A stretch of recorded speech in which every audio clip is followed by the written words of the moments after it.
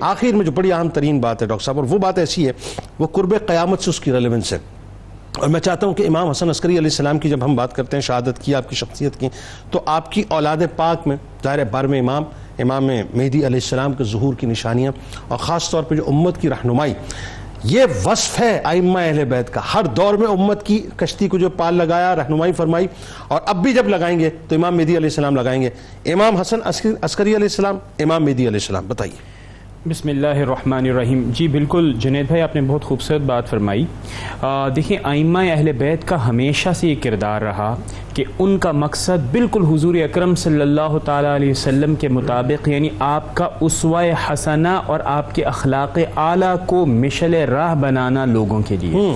اور آپ نے ہمیشہ رہنمائی بھی اسی انداز میں کی۔ اب جب یعنی کہ آپ کی جو تبلیغ تھی اس میں کافی ذکر ہوا، تو اس میں آپ غور کیجئے کہ آپ کی تفسیر، جسے تفسیر عسکری کہا جاتا ہے، اور بعض روایات میں پھر ایک درود توسی کی نسبت بھی آپ کے ساتھ جوڑی جاتی ہے۔ پھر اسی طرح جو وہ دور تھا جس میں احادیث بہت بلندی اور پایہ کے اوپر پہنچی اور ان کو جمع کرنے کا اہتمام کیا گیا، وہ بھی امام کے مرہون منت یوں تھی کہ بہت سا فیض حدیث کے معاملے کے اندر اور اس میدان کے اندر ہمیں حضرت امام حسن عسکری رضی اللہ تعالی عنہ علیہ السلام کے ہاں نظر آتا ہے۔ اب ہم آتے ہیں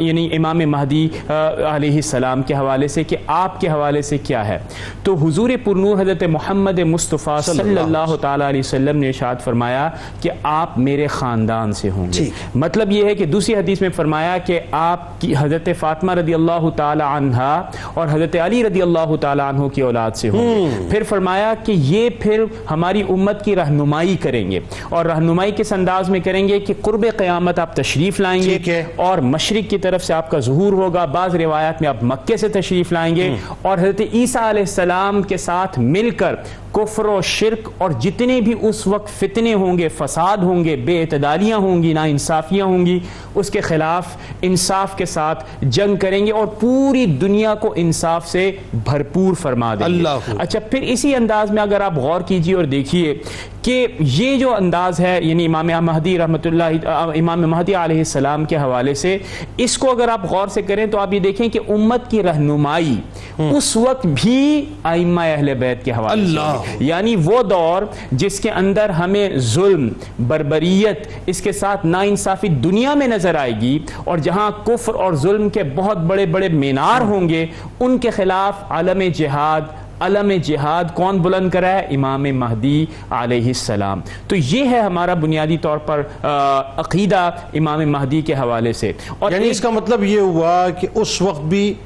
جو ائمہ اہل بیت نے کشتی پال لگائی تھی، اور قرب قیامت میں بھی ائمہ اہل بیت ہی کشتی پال لگائیں گے۔ اب اس کشتی میں جو سوار نہیں ہوگا وہ حقیقتاً گمراہی ہوگا اور ہلاکی ہوگا۔ اور اس کی وجہ آپ دیکھیے نا، اس کی وجہ حضور اکرم صلی اللہ تعالی علیہ وسلم کے بے شمار